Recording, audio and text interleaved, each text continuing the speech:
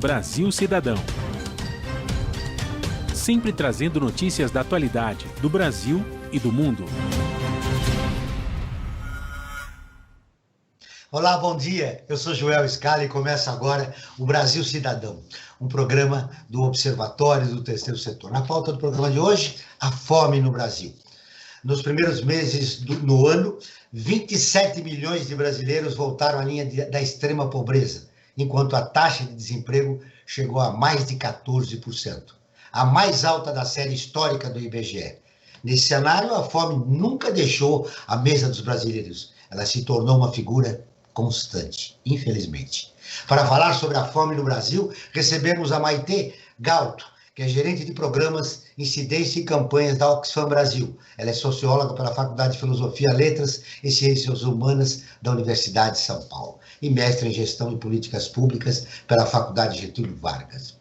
A Liz Blanco, doutoranda em Antropologia Social na Unicamp e pesquisadora da Rede de Pesquisas em Soberania e Segurança Alimentar. Você vai conferir as notícias do mundo com a repórter Ana Paula Loureiro, direto de Nova York. E os destaques do site do Observatório do Terceiro Setor com a repórter Isabela Alves. E a participação do jornalista Franklin Valverde. Bom dia, Franklin. Bom dia, Joel. Bom dia, Maitê. Bom dia, Liz. Bom dia a você também, que está em sintonia com o Brasil atual. Franklin, ontem foi dia 8 de março, se comemorou o Dia Internacional da Mulher. As mulheres têm motivos para comemorar? Olha, Joel, eu acredito que sim, né? Porque a luta que elas têm travado durante já tanto tempo avança, né? Talvez não com a velocidade e não conquistando os terrenos que elas gostariam e que elas merecem, né?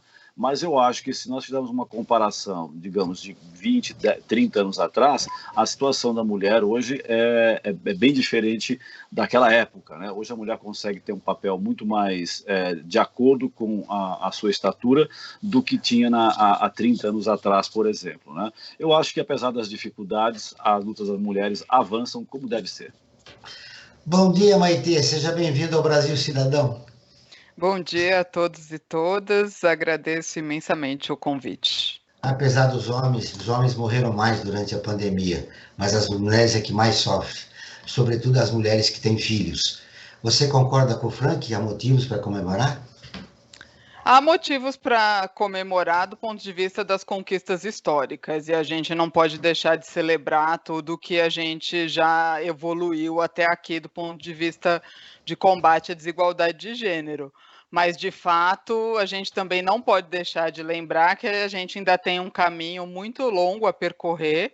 A pandemia, de fato, exacerbou novamente, escancarou para todo mundo a desigualdade de gênero, o quanto as mulheres carregaram e pagaram um custo mais alto nessa pandemia, seja porque elas estavam na linha de frente de muitas das frentes da pandemia, seja pelos impactos que o isolamento social teve nelas, não só porque elas ficaram em casa cuidando dos filhos, mas porque também foram mais vítimas de violência nesse período. Bom dia, Liz. Seja bem-vinda ao Brasil Cidadão. Bom dia a todas, todos e todes. É um prazer estar aqui com vocês. Bom, a pandemia trouxe mais violência contra a mulher. E isso revela, várias pesquisas revelam esses dados impressionantes. No isolamento, as mulheres é que mais sofreram na pandemia. Você concorda que nós temos motivos para comemorar o Dia Internacional da Mulher que aconteceu ontem? Eu acho que é sempre bom celebrar, como a Maitê colocou, né, essas lutas históricas, mas eu acho que a pandemia trouxe para o centro do debate a questão do cuidado, no sentido amplo, como um trabalho não pago, né?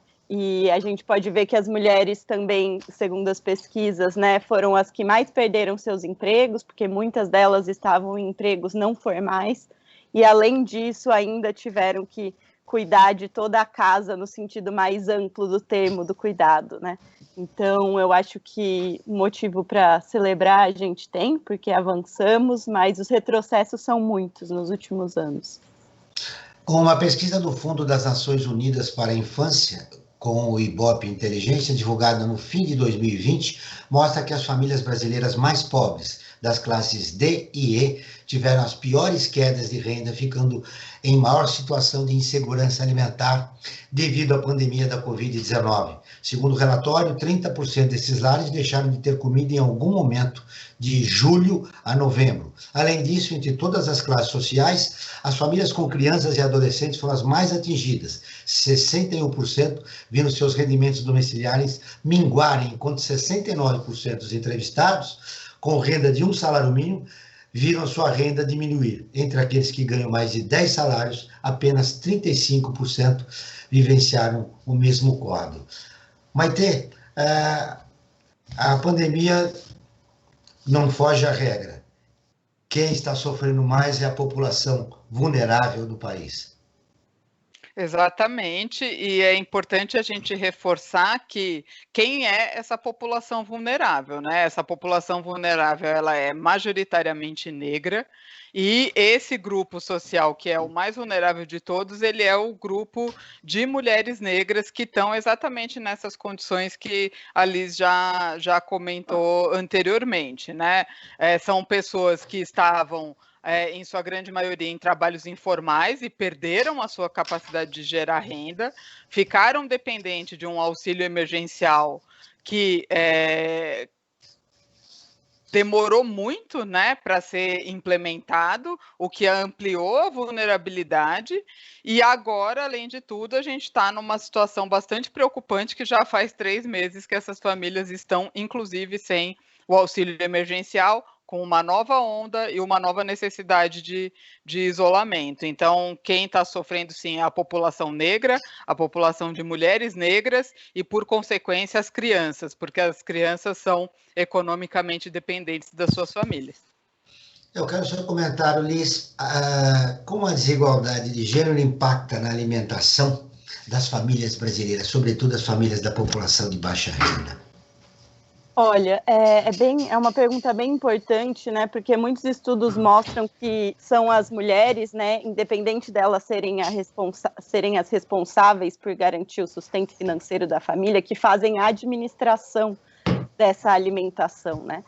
E muitas vezes são as mulheres as primeiras que deixam de comer ou reduzem a quantidade de alimento delas, né? E a qualidade para que os filhos tenham acesso a certos alimentos, né? E nesse momento que as crianças estão fora da escola, muitas não estão recebendo auxílio merenda, cria-se uma demanda maior, né, por comida, num momento que as pessoas já estão desempregadas e estão com acesso à renda bem diminuído, né? Então, eu acho que, além do impacto direto na saúde física, né, são essas mulheres que estão lidando cotidianamente com a insegurança de não saber se elas vão ter o que comer e se a família vai ter o que comer no dia seguinte. Maite, durante o período da pandemia, 8 milhões de mulheres saíram do mercado de trabalho. Exatamente, e isso são dados que são preocupantes, porque quando a gente pensa na dinâmica entre essas mulheres que muitas vezes são chefes de família, né, são responsáveis pelo sustento de toda uma família, muitas vezes que envolve crianças e pessoas idosas que estão, né, também em situação mais vulnerável nesse momento, e elas saíram do mercado de trabalho, né, foram tiradas do mercado de trabalho em um processo de distanciamento social que era o que era necessário. E a gente tem um complicador nesse sistema, que é o fato de que o governo não está fazendo a sua parte para garantir a proteção social para essas pessoas todas, seja por conta, né, da política do auxílio emergencial, que não retornou até esse momento, quanto pelas políticas também de proteção ao emprego, que não foram eficazes da maneira como deveriam ter sido. Então, a gente está num cenário bastante preocupante de aumento do desemprego, aumento da vulnerabilidade social e sem uma perspectiva muito animadora para o futuro, para o resto do ano. Além de todos esses problemas, Liz, tem também os impactos psicológicos, né, que a mulher tem sofrido durante a pandemia.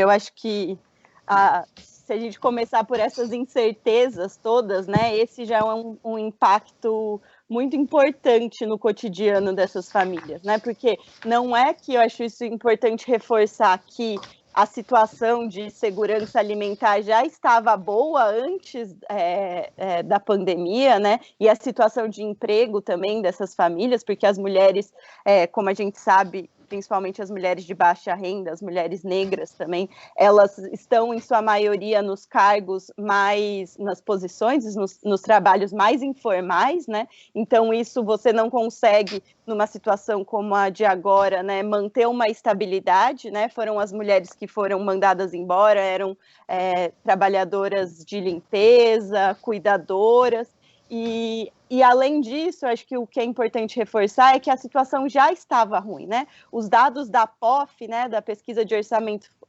Familiar de 2017 e 2018 já mostravam que quase 40% das famílias brasileiras viviam algum tipo de insegurança alimentar. Isso é muita gente, né? Então, eram todos esses cuidados que as mulheres, como administradoras do lar, né, que é o que acontece na maior parte dos casos, tinham que lidar já há muito tempo, e na pandemia isso se intensificou, e ficar em casa, trancado, né, ou, se possível, com os filhos, sem escola, sem acesso a alimento, isso é terrível, né?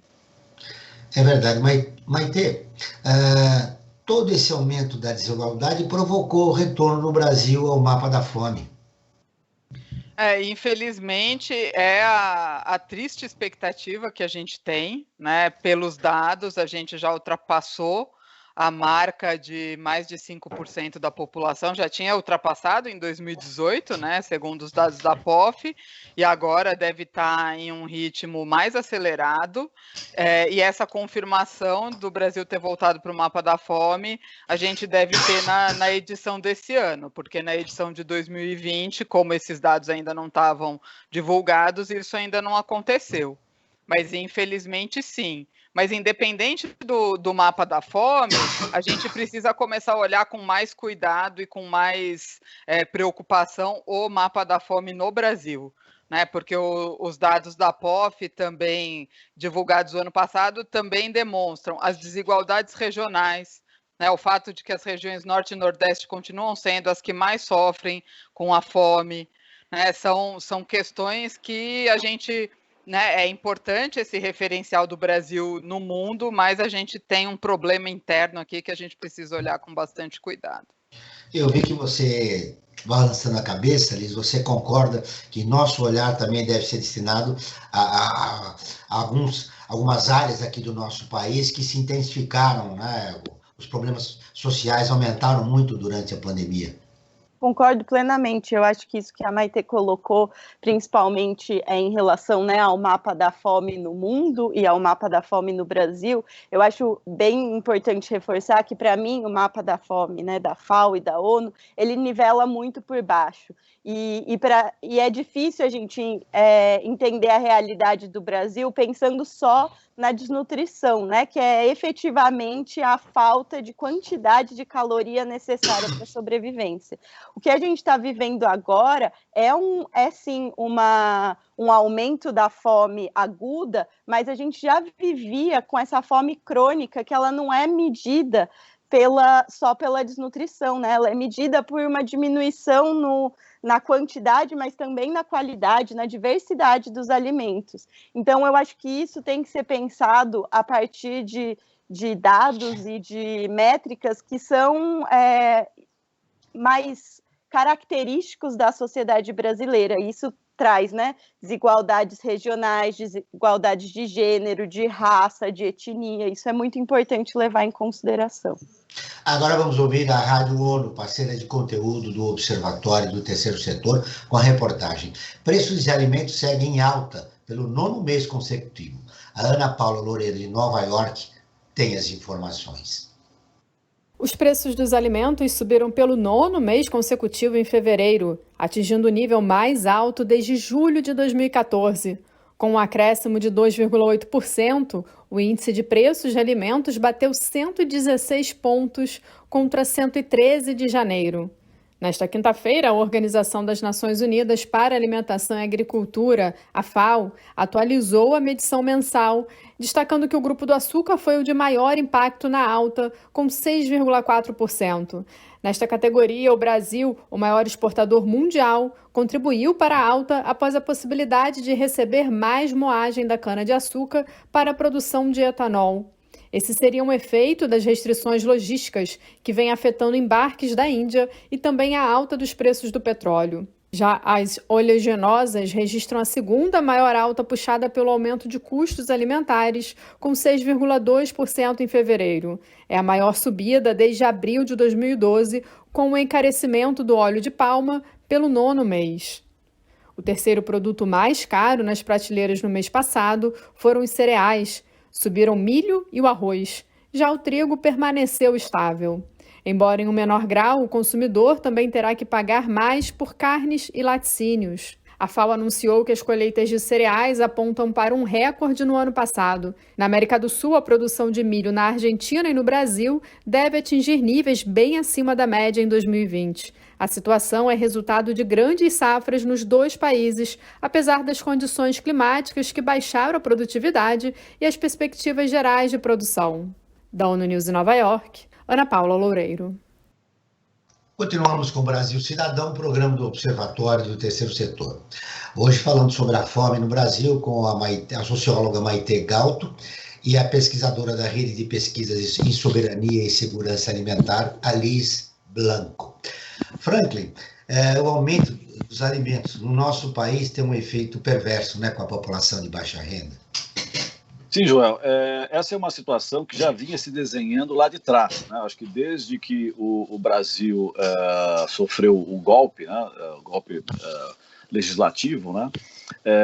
Nós temos piorado demais os nossos índices, né? A política do Brasil ela tem favorecido tremendamente o agronegócio em detrimento do quê? Da faixa mais necessitada da população que tem que pagar muito mais para conseguir ter os seus alimentos na mesa no dia a dia. Joel, eu queria aproveitar também, aproveitando que você me chamou, falar sobre o nosso canal aberto que nós temos com os nossos e as nossas ouvintes, tá?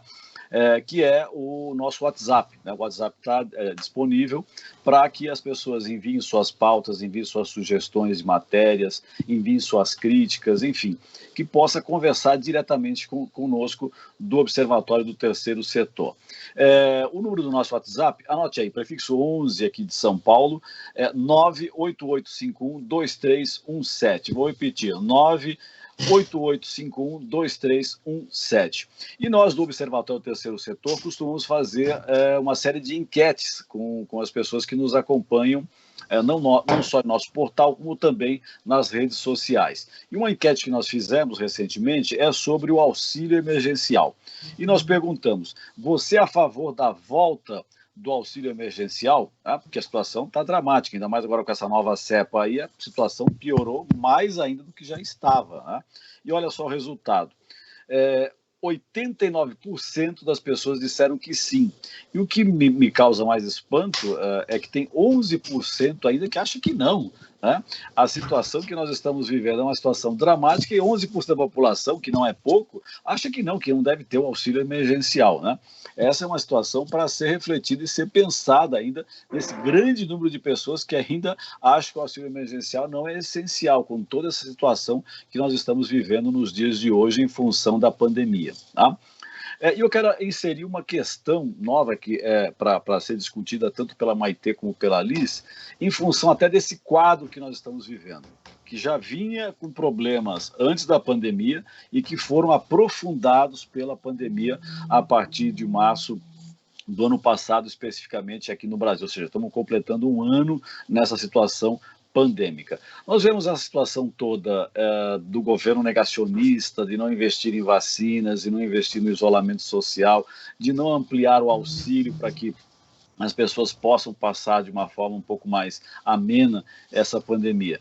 E muitas pessoas estão falando na necropolítica. Eu pergunto para a Maite e para a Alice, o que está acontecendo no Brasil hoje, o que está sendo implantado no Brasil hoje, é de fato essa fatídica necropolítica? Maite.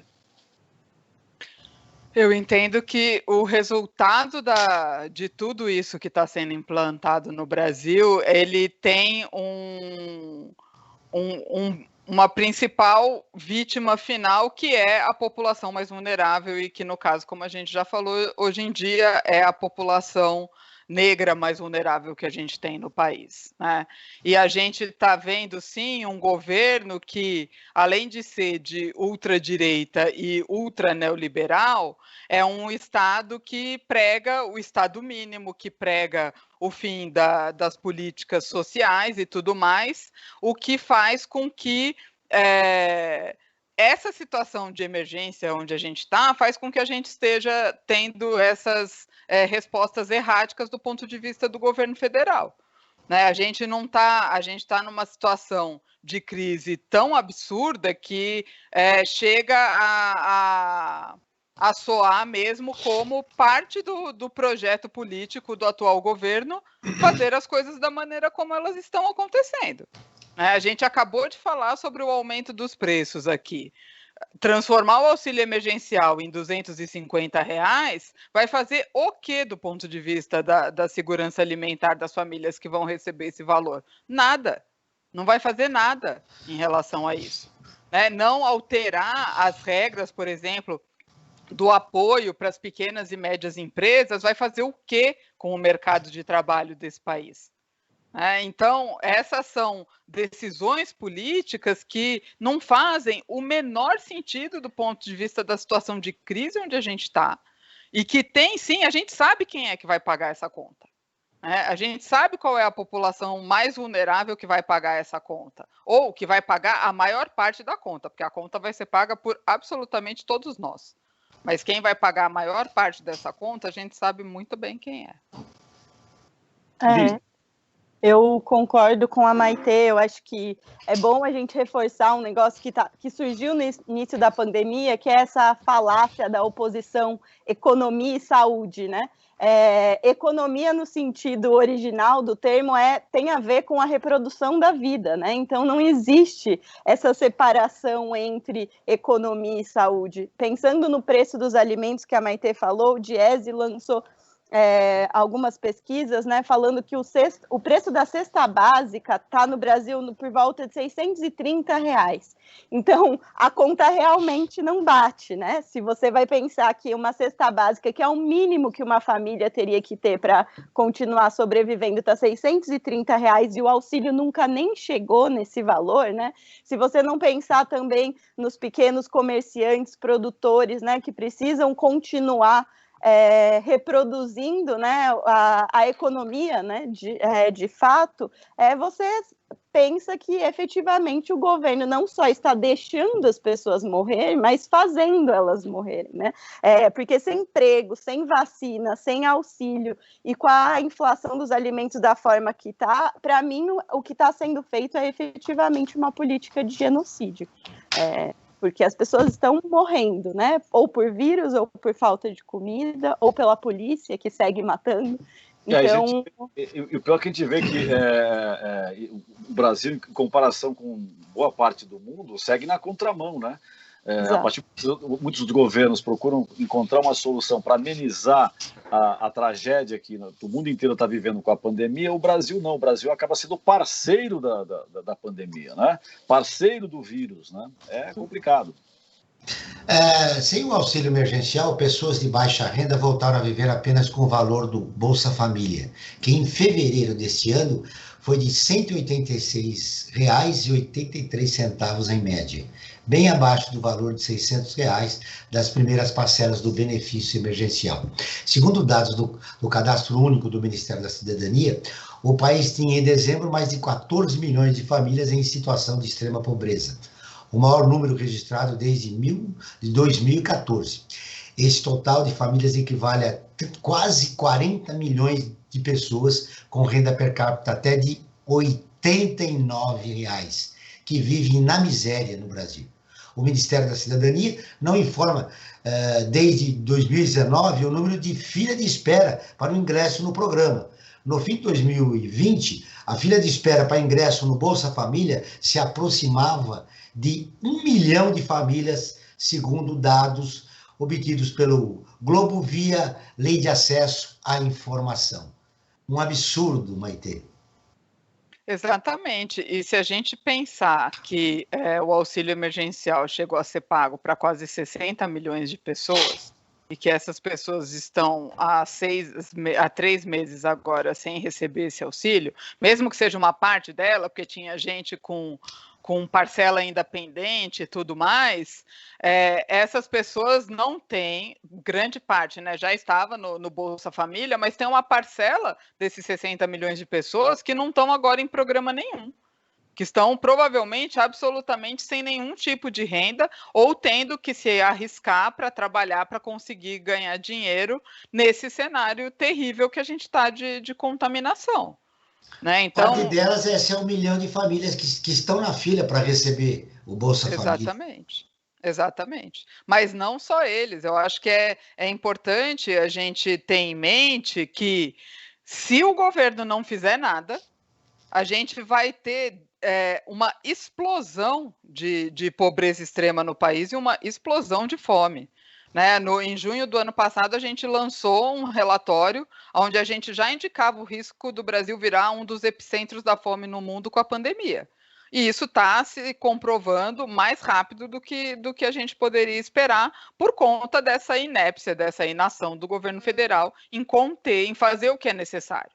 Né? Porque, inclusive, o auxílio emergencial ano passado demonstrou muito rapidamente que as políticas de transferência de renda reduzem desigualdade de renda. Obviamente, né, com o valor de R$600 e tudo mais. Então, a gente sabe o que fazer, o Brasil já fez isso uma vez, a gente precisa fazer de novo.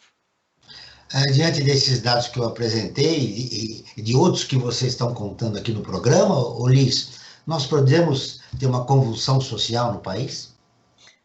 Isso é uma grande preocupação, né, em todos os momentos de fome extrema, né, pelo mundo. Eu não sei, assim, eu acho que eu tenho dificuldade de prever, mas eu acho que esses dados todos, eles ajudam a gente também a olhar um pouco para trás, né, e entender que essa fome que é epidêmica, que é a fome aguda, que ela está aumentando muito, ela é um dos aspectos desse problema maior, né? Se a gente for até pensar na questão das comorbidades que fazem, de certa forma, as pessoas terem mais risco em relação à própria doença associada ao coronavírus, a falta de uma alimentação adequada é uma delas, né? Então, se a gente pensar que nesse déficit de pessoas que estão na fila para um auxílio tão pequeno e básico como o Bolsa Família, né? A gente consegue imaginar se uma grande fome, e essa fome oculta, que nem o Josué de Castro falava, há muitos anos, né? Então, eu acho que, não sei, a convulsão social, ela pode acontecer, ela está acontecendo, mas, de certa forma, as pessoas estão efetivamente tentando sobreviver, porque Vamos agora ouvir as notícias de destaque do site do Observatório do Terceiro Setor, com a Isabela Alves. Bom dia, Isabela. Bom dia, Joel. Bom dia, Franklin. Bom dia aos convidados e ouvintes. Hoje eu trago as notícias mais lidas da semana do nosso portal. A primeira delas diz que em uma semana os brasileiros produzem 1,52 milhão de toneladas de lixo. O Brasil está produzindo cada vez mais lixo e já é o quarto maior produtor de lixo plástico no mundo. A afirmação é do Panorama dos Resíduos Sólidos no Brasil 2020. Outra notícia aponta que, por falta de leitos, pessoas estão morrendo nas ambulâncias no Brasil. As aglomerações das festas de final de ano e carnaval, mesmo que cancelados oficialmente, fizeram explodir os casos de Covid-19 no país. E para encerrar, nós temos a notícia de que familiares de Lélia Gonzalez lançaram um acervo digital com a obra da ativista. Lélia Gonzalez é considerada uma das pioneiras na disseminação do debate acadêmico sobre raça e gênero. Ela também se destacou por sua intensa atuação política contra o racismo e o sexismo. Essas são as notícias da semana, mas para ficar por dentro de mais novidades do Brasil e do mundo, basta acessar o nosso portal, observatoriotrisetor.org.br. Até a semana que vem. Obrigado, Isa. Você volta na semana que vem. Franklin, me ocorreu agora, esse déficit alimentar em relação à população de baixa renda, deixa mais suscetível, né, se contaminar com o coronavírus. Sem dúvida, né? Sem dúvida. Isso aí acho que é a consequência direta, né? Nessa situação que nós estamos vivendo hoje. Tá? Joel, e essa situação que nós estamos vivendo hoje, o Observatório do Terceiro Setor criou uma campanha para tentar auxiliar as pessoas e todos e todas a passar por essa situação, tá? Que nós estamos vivenciando neste momento. E essa campanha chama-se Observatório em Movimento. E nela nós temos chamado especialistas de várias áreas do conhecimento que dão informações, sugestões, dicas de como passar por esse momento de pandemia que nós estamos vivendo e, inclusive, como passar a pós-pandemia, né? Porque aí nós vamos ter um outro problema, como vivenciar depois que essa pandemia passar, porque o mundo, com certeza, será totalmente diferente daquele de 1 ano e meio atrás, por exemplo. Tá? Nós vamos viver uma outra realidade, tá? Com um aprofundamento de certos abismos que já existiam socialmente e que estão sendo aprofundados pela pandemia. E para você ter essas informações, eu convido a todos e todas que nos acompanhem e verifiquem essas dicas desses especialistas no nosso site, www.observatório3setor.org.br, e também que nos acompanhem em nossas redes sociais, no facebook.com/Observatório 3 Setor, no Insta, @Observatório 3 Setor, e também no youtube.com/Observatório 3 Setor. Eu queria colocar uma questão, Joel, que me parece importante. Essa situação toda da fome que nós estamos vivendo hoje, ela não é nova, né? Ela foi aprofundada pelas questões da pandemia, mas ela já vinha acontecendo antes. E eu queria colocar uma questão tanto para a Maitê como para a Liz discutirem. Até que ponto a sociedade do consumo que nós vivemos, não é de hoje, ela é responsável pela fome que a gente vive no presente momento, apesar da pandemia? Liz. Olha, eu acho que é uma pergunta interessante, mas eu colocaria o problema um pouco como mais estrutural, né?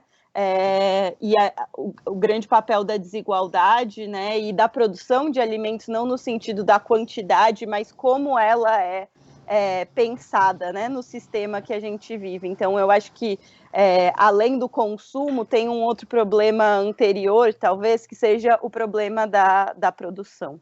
E a reforma agrária, que era, por exemplo, um dos quesitos que deveria ter sido trabalhada no programa Fome Zero, que foi responsável pela uma diminuição grande e importante da fome do Brasil, ela não foi efetivamente concluída, né? Então, eu acho que a gente não pode, talvez, pensar o consumo seja um pouco mais fácil do que pensar estruturas um pouco mais distantes, assim, né, e que consolidaram a formação do nosso país e do mundo, né, de uma maneira tão desigual.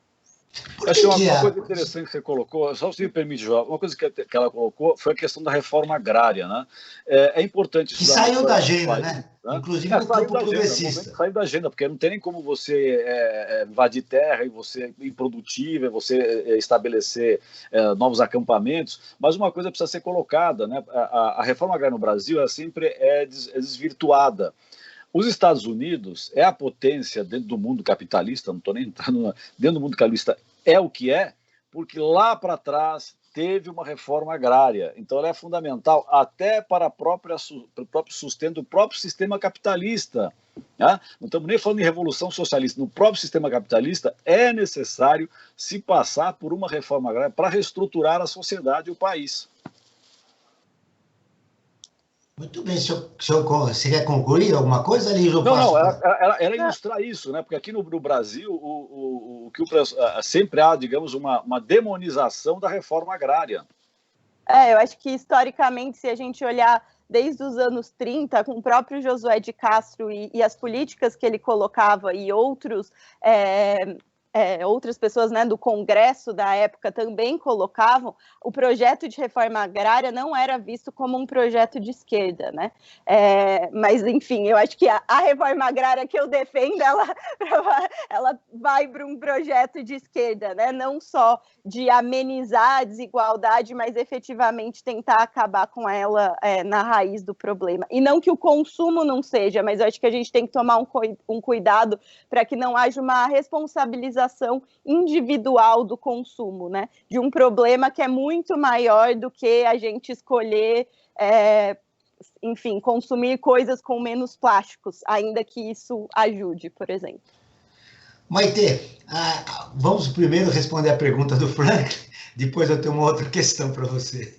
Não, eu concordo com a Liz, eu acho que a questão da fome ela é estrutural, né? Obviamente que a questão do consumo afeta, e a gente tem, né, como ela comentou, a questão da produção dos alimentos, mas a gente também tem um desafio que é da distribuição dos alimentos, né, de maneira que ele possa ser que provoca uma acessível. Perda, né? Que provoca uma perda assim, inacreditável de alimentos num país que é tido, né, e se autocelebra como o celeiro do mundo, e a gente ter essa quantidade de pessoas passando fome no país com a quantidade de alimentos sendo desperdiçados que a gente sabe também.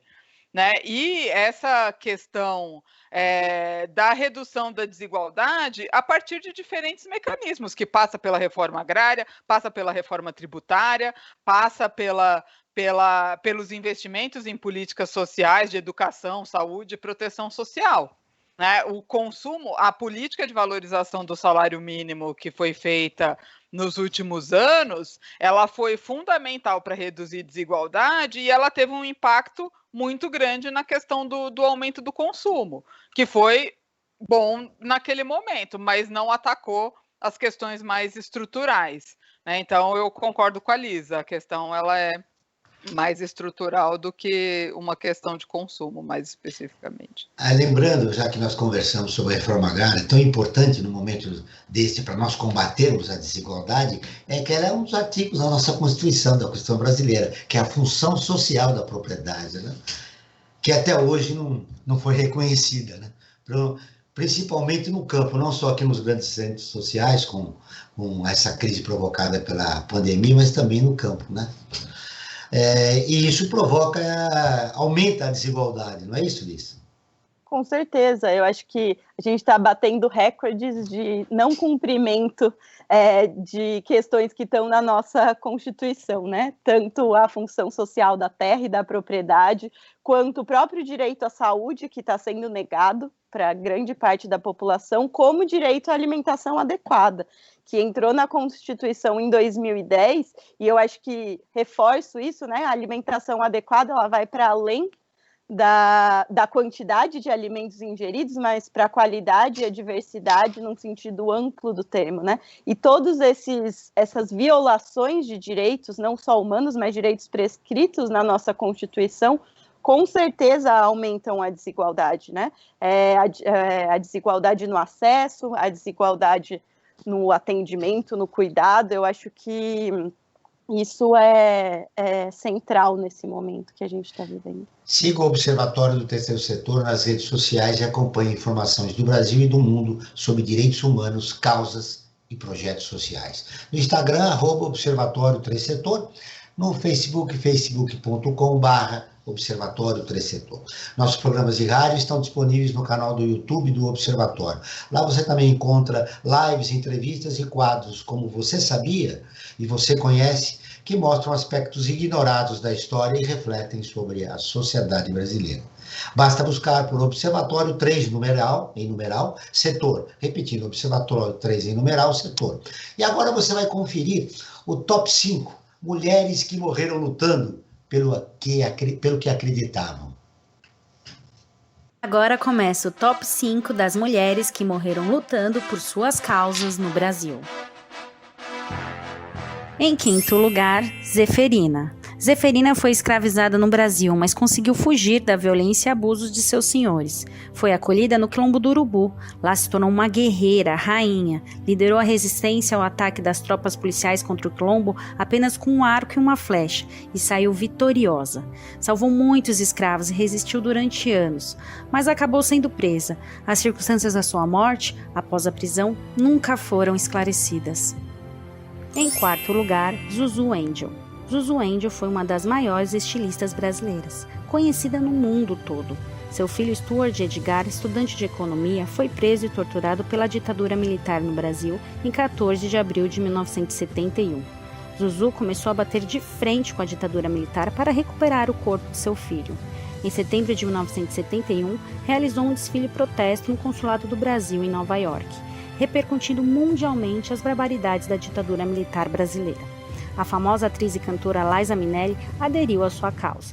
A luta de Zuzu terminou no dia 14 de abril de 1976, na saída de um túnel no Rio de Janeiro que hoje leva o seu nome. Testemunhas relataram que um carro fechou Zuzu, que caiu de um barranco de 5 metros. Antes de morrer, Zuzu declarou: "Se eu aparecer morta, foram os mesmos assassinos do meu filho."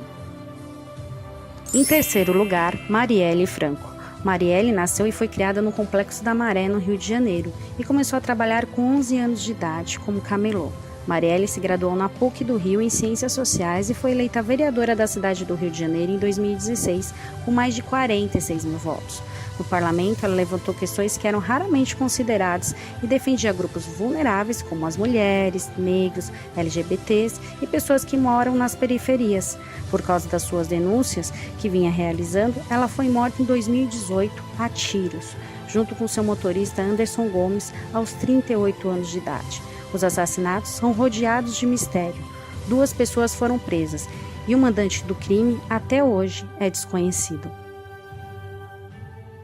Em segundo lugar, Margarida Maria Alves. Eleita em 1973 presidente do Sindicato dos Trabalhadores Rurais de Alagoa Grande, ela esteve à frente à luta pelos direitos básicos dos trabalhadores, como 13º, férias, descanso e carteira assinada. As denúncias de abuso e desrespeito aos trabalhadores nas usinas da região resultaram em seu assassinato. Mais de 30 anos depois, ninguém foi acusado por sua morte, que teve repercussão internacional. A sua luta inspirou a Marcha das Margaridas, criada em 2000. Depois de sua morte, Margarida ganhou o prêmio Pax Christi Internacional. Em primeiro lugar, Irmã Dorothy. Dorothy Maestent foi uma religiosa americana naturalizada brasileira. Irmã Dorothy esteve presente na Amazônia na década de 1970. Buscava a geração de empregos e renda com projetos de reflorestamento em áreas degradadas da floresta. Ela fundou a primeira escola de formação de professores na rodovia Transamazônica. Ganhou reconhecimento internacional. Por seu trabalho, era constantemente ameaçada. Irmã Dorothy foi assassinada no dia 12 de fevereiro de 2005, com 6 tiros, aos 73 anos de idade. O fazendeiro mandante do crime foi condenado a 30 anos de prisão. Muito bem, tá aí. A história completa de todas as mulheres citadas está no nosso portal e no nosso canal do YouTube. Aproveita e se inscreve. Toda semana tem novidade. Até o próximo Top 5. Obrigado, Maria Fernanda. Eu queria repetir com você, Maite, o empoderamento da mulher passa pelo resgate das mulheres que fizeram diferença, né? Que colocaram a sua vida a serviço de um novo momento que poderia ser vivido pela mulher brasileira. Eu acho que a gente não pode esquecer que no domingo, agora dia 14, vai fazer 3 anos que a Marielle e o Anderson foram assassinados, e 3 anos de impunidade de um crime brutal, né? O assassinato da Marielle foi um assassinato brutal, que teve diferentes motivações políticas, racistas, LGBTfóbicas, que a gente sabe, e a gente precisa continuar pressionando para que as investigações cheguem à sua conclusão e que a gente saiba de fato quem foram os mandantes desse assassinato tão violento e tão inaceitável.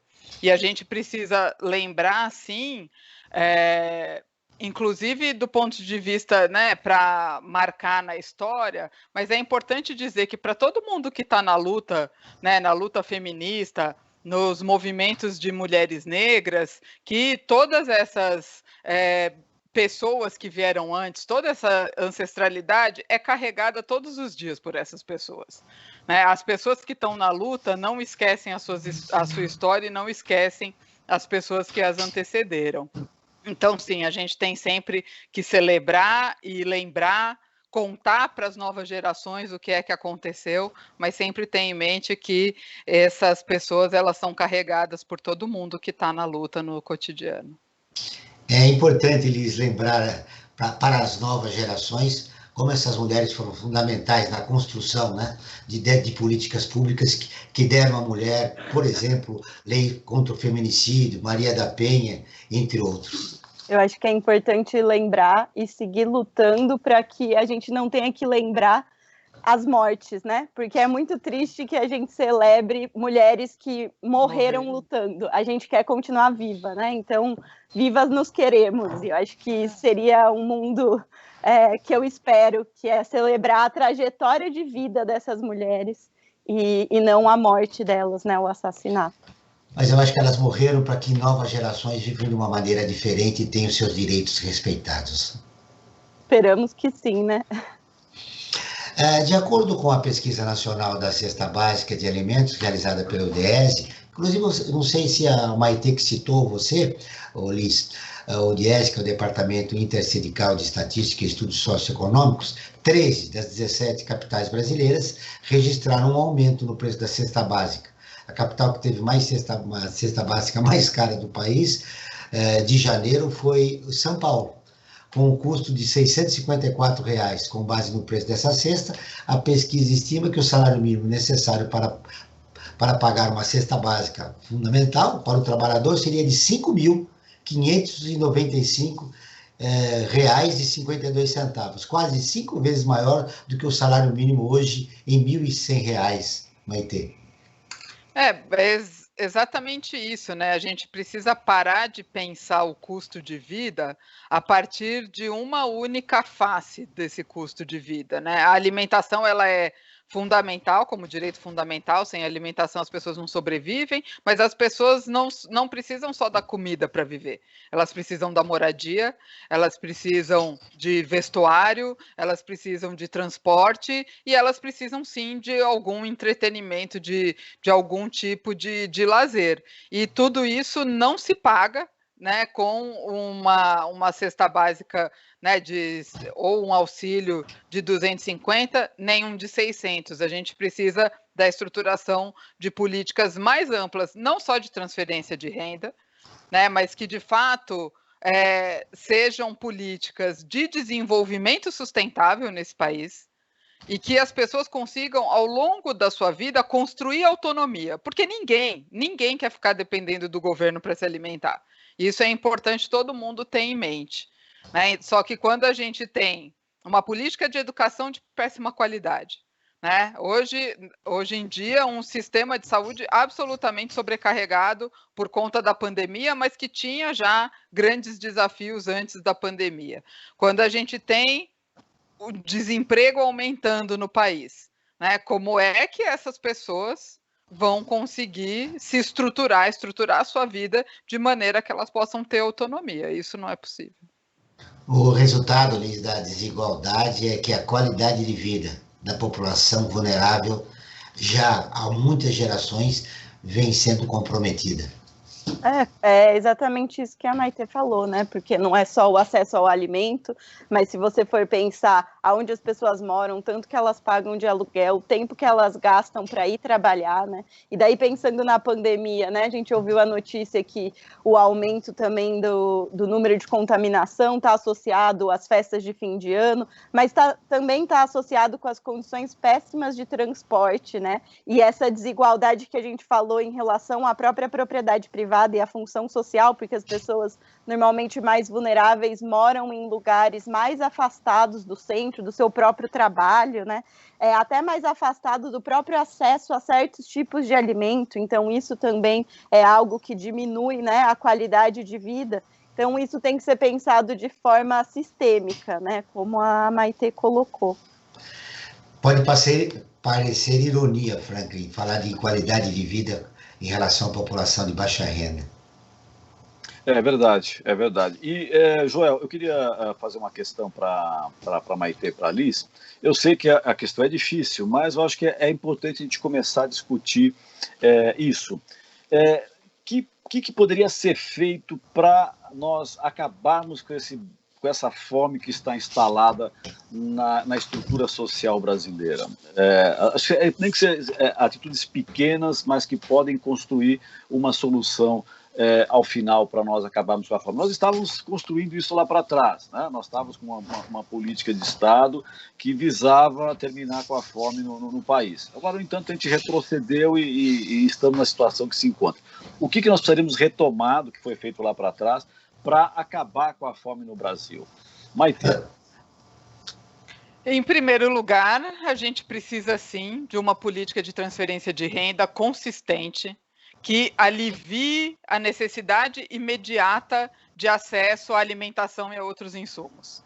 Situação de crise, você precisa de respostas efetivas a uma emergência, né? Não dá para ficar tratando como se não tivesse a gravidade que tem, que é o que a gente tem visto aí desde o início do ano passado.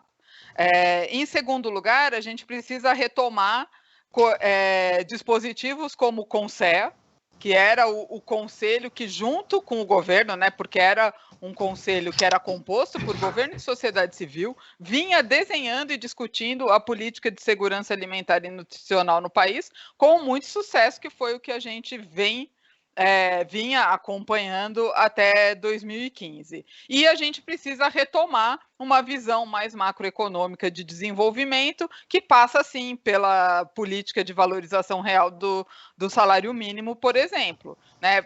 Políticas efetivas de geração de emprego e renda, investimento em profissionalização das pessoas, porque sem isso a gente não vai conseguir sair dessa crise. E isso não tem nada a ver com deixar as pessoas ou não sem trabalhar, esse discurso meritocrático absolutamente cego, né? Porque quem faz o discurso da meritocracia não sabe qual é a realidade da maior parte da população desse país. Verdade, verdade. Ô Liz, antes de você responder a questão do Frank, eu vou te dar mais informações. A pesquisa de orçamentos familiares do IBGE, com dados atualizados em 2018, revelou o perfil da fome no país. Mais de 84 milhões dos brasileiros estavam vivendo em situação de segurança alimentar, da leve à grave. Destas, 59 milhões são negras ou indígenas. E mais de 24 milhões de famílias vivem em algum nível de insegurança alimentar, sendo que cerca de 66% têm como pessoas de referência os chamados chefes de famílias, negros ou indígenas. Entre todas as famílias com algum nível de insegurança alimentar, 32% são comandadas por mulheres, negras ou indígenas. No universo de famílias comandadas por mulheres em situação de insegurança alimentar, as chefiadas por negras ou indígenas são 68%. Esses dados, né, Joel, eles só demonstram essas camadas de vulnerabilidade, né, e que compõem a desigualdade no Brasil, né, e eu acho que por isso fui totalmente contemplada pela resposta da Maite, né, porque já existiam diversos programas e formas de articulação e construção de conhecimento sobre segurança e soberania alimentar e nutricional, que continuam fazendo trabalho mesmo sem o respaldo, né, do governo federal. Eu acho que aí a gente tem um acúmulo de conhecimento para entender as políticas macro e as políticas micro, as políticas emergenciais e as políticas estruturais que precisam ser feitas, né? Políticas como o PAA, que é o Programa de Aquisição de Alimento, por exemplo, que desde a entrada do governo Bolsonaro, mas que com a PEC do teto de gastos, né, no governo Temer, já começavam a ser deterioradas, né? O PRONAF, que também é o Programa de Agricultura agricultura familiar, eram políticas que trabalhavam no âmbito mais estrutural para fechar o ciclo, né, tanto do acesso e consumo, quanto da produção de alimento, garantindo renda para esses dois lados do ciclo, né? Então, eu acho que entender a importância dessas políticas e lutar para que elas sejam retomadas é um ponto, mas entender também os limites das políticas que foram feitas até aqui, e isso que a gente já conversou, né? A falta de efetiva mudança estrutural, por outro lado. Eu acho que o momento é agora da gente tentar essa existência radical, como sobrevivência radical, até como o Krenak coloca, né? Então, vamos lutar por uma mudança maior, assim, né? Que vá nas causas do problema. Como sensibilizar o campo progressista da importância do combate à fome? Todo mundo é contra, né? Se você perguntar, fazer uma pesquisa, essa pesquisa mesmo do Bolsa Família, aí que o Franklin no início do programa citou, apenas 10% de pessoas que estão fora da realidade, né? Aliás, é uma pesquisa realizada para Ipsos, que nós repercutimos aqui no Observatório, né? O brasileiro é o 5º país fora da realidade no mundo, né? Estamos a 5 minutos. 5 minutos para mim, então como sensibilidade? Fica como a última pergunta para nossas duas convidadas, né? Como sensibilizar ao campo progressista, já que na pós-pandemia, o Frank citou ao longo do programa, teremos mais crise, mais desemprego e a economia funcionando de uma maneira precária, enfim. Para fechar o programa, eu gostaria de ouvir a resposta de vocês e que vocês citassem alguma coisa que vocês acham necessária, que nós não falamos aqui a respeito da fome no Brasil, que é importante passar para os nossos ouvintes. Eu posso começar com você, Liz.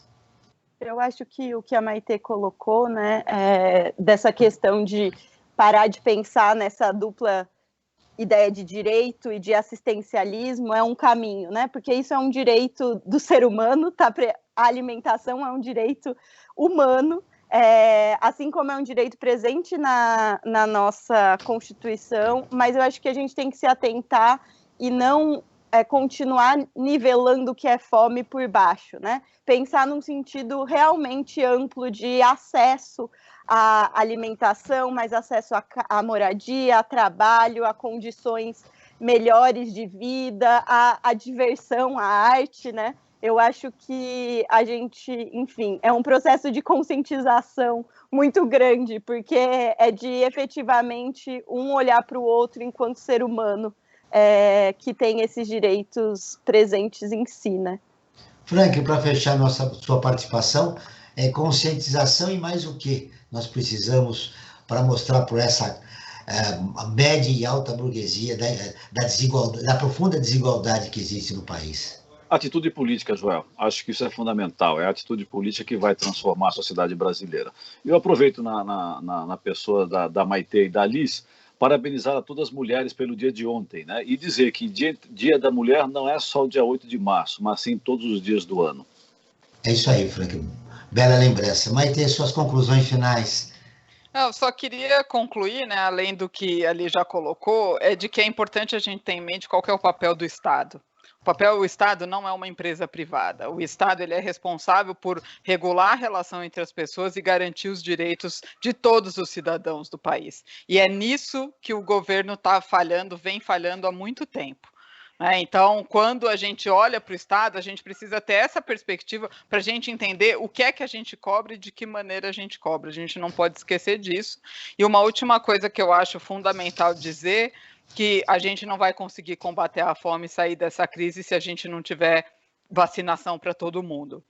E isso é um ponto absolutamente fundamental, estratégico, para que a gente consiga começar a vislumbrar um cenário melhor. Se a gente não acelerar o processo de vacinação, para que a gente consiga ter a população toda vacinada até o final do ano, a gente vai entrar, acho que, numa crise um tanto quanto sem volta, porque todos os outros países vão estar em outra situação. A gente vai começar a ser excluído do mundo mais do que a gente já está sendo excluído, e isso vai ter um impacto absolutamente tremendo para todos nós. O Brasil Cidadão está terminando. Eu agradeço a presença de Maitê Galto, socióloga da Oxfam Brasil. Leis Blanco, pesquisadora da Rede de Pesquisa em Soberania e Segurança Alimentar. Esse programa foi produzido pela equipe do Observatório do Terceiro Setor. Na próxima quinta-feira, às 9 horas, acompanhe o nosso programa Observatório na Brasil Atual. Na pauta do programa, a saúde da mulher brasileira. Não perca. E ficamos por aqui, sempre na luta por uma sociedade mais justa, solidária, sustentável e tolerante. Até o próximo programa. Ficamos por aqui com Brasil Cidadão, um programa do Observatório do Terceiro Setor, sempre trazendo notícias da atualidade, do Brasil e do mundo.